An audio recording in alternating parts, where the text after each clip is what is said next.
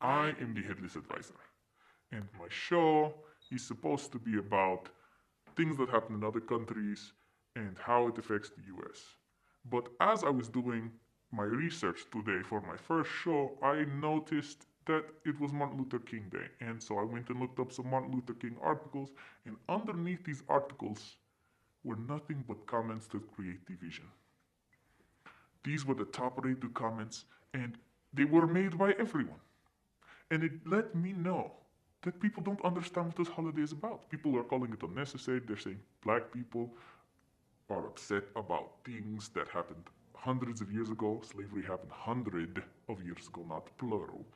And Jim Crow and segregation are the largest generation within our population. The baby boomers all had to live through that. Besides the fact that horrible things still happen to minorities in this country. But that being said, that is not what the Martin Luther King holiday is about. If you do not believe me, if you think it's simply a black holiday, then listen to his speeches, all of which I have memorized. Martin Luther King was not just fighting for black people's rights.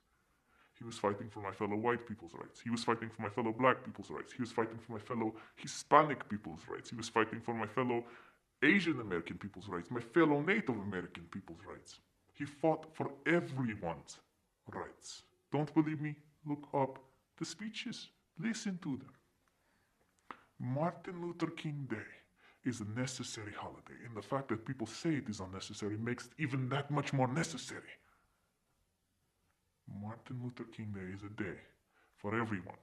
My fellow Asian Americans, my fellow Native Americans, my fellow Eastern Indian Americans, my fellow Arab Americans, my fellow Black Americans, my fellow white Americans to all come together and remember a man who gave his life so that we may all be unified.